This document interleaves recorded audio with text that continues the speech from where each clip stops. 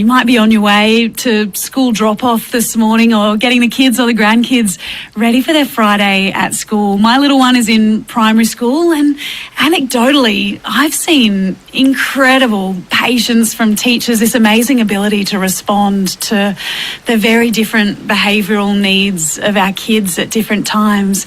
But new figures that have been released this week suggest that there has been a surge in expulsions, especially here in Newcastle and the Hunter Valley, which appears to be a bit of a hotspot. They've come in the wake of principals being given greater authority to act. And while my little one's in primary school, when you look at some of the reasons for those expulsions in high schools across New South Wales, we're talking things like sexual assault, drugs, carrying weapons, some really alarming reasons why students have been suspended and indeed expelled from New South Wales schools. David Roy is from the Newcastle University School of Education. He's been taking a look at these figures for us. Hello, Dr. Roy. Hello, nice to be here and nice to speak to you, Niamh. Lovely to chat with you as well. Now, the Hunter and Central Coast seem in these figures to have been signalled out as a bit of a hotspot. What do you think the reason is for that? Well, I kind of question whether or not we are an exception here. We are a very diverse population in the Hunter region in Newcastle. It's one of the reasons that so much research happens here, because we're kind of a microcosm of the population of the whole of Australia. But yes, statistics are saying that there has been an increase. There has been for a number of years, going up about 1% a year in different types of expulsions and suspensions. And it's not that surprising for quite a few reasons. And I'd say one of the major ones is there's a lot of stress in the community with housing, financially, and that reflects onto the children and therefore their behaviour, because if there's more stress in your family and the community, you act up in a more stressful way. So it's not surprising. But we seem to not want to do anything about it in some ways. We talk about those cost of living pressures, don't we? And we talk about them so often in an adult sense, in a mortgage sense, without really thinking about the impact that that's having on the next gen, who, as you say, are absolutely feeling the impact of those stress levels at home. Yeah, and that's why this is not, when we look at these statistics, we go, what are schools doing? Well, it's not just about schools. Teachers are doing amazing things. I would potentially argue that some of the decisions at the policy level in government haven't helped matters, but it's a community response that is needed, and potentially a way to move away from suspensions and expulsions and that kind of punishment viewpoint, and rather look at more successful methodologies that do work in some schools who are managing to lower the statistics of expulsions, suspensions and inappropriate behaviours.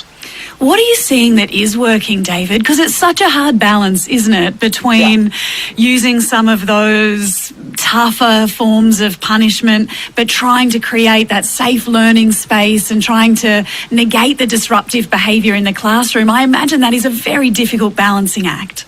Yeah, well, when we move beyond the idea of blame for behaviour and try to move to the concept of, well, why are children behaving in these ways? That's when we start to get better results. Because if we can go to what is the root cause, what is the trigger point for kids, the antecedent, what happened before, and try to deal with that issue, then often we can then work ways to redirect kids, who are emotionally immature, to finding ways of them understanding what their behaviour is, why it's being triggered, and what are the consequences, and looking at those kind of three areas of antecedent behaviour and then consequence, kids can actually start to regulate and learn how to, I guess, be better citizens in the society.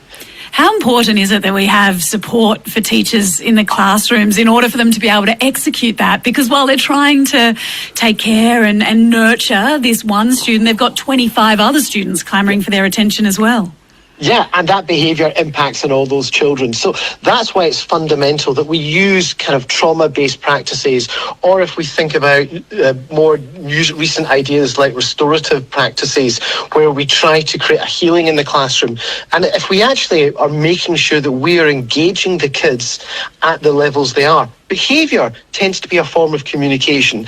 And in the majority of cases, it's either because the work is not suitable for the kids because it's either too easy or too difficult, or they're not engaged in the wider community. And if we can actually make them feel part of a community in a school, a village of a school, then we tend to deal with some of those behaviours.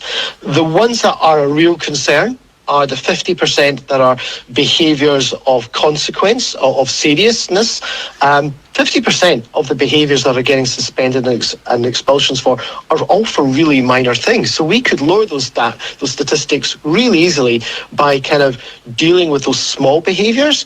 The more serious ones, such as the violence, the sexual violence, the bringing weapons, there needs to still be a strong hand to protect the school and protect other kids. Yeah, that safe environment, so important for the kids, for the teachers who are working there as well. For some of those issues that are at the other end, the lighter end of that spectrum, is there any data that suggests that suspending kids for some of those smaller crimes, is there any data that suggests that it works? No. No, it doesn't work. That's what we know, and we've known this for years, and there's been lots of research done in this area. Well, with those smaller kind of things, by actually engaging with the kids, we can stamp it out. We've seen that happen in schools in the Hunter. Schools like Cessnock High School, etc., have been doing really good work in getting those kids engaged. And we also know that there's some issues within the suspensions. We still have First Nation children being suspended at a much higher rate than their population would argue should be suspended at. The same for children with a disability. And part of the challenge is there was a new policy brought in by the Department of Education about 4 years ago. It was about to be started. Then a new government came into play and the Teachers' Federation got into their ear, and they went back to basically the policies we had before. And anyone with a slight brain will go, if you keep doing the same thing, you're not going to get a change in outcome. So we do need to make some changes to get that outcome. Dr. David Roy, it's been such a pleasure to chat with you this morning. Thank you for joining us. Have a lovely weekend. And yourself, Niamh, and to everyone listening. Dr. David Roy from the School of Education at the University of Newcastle with you on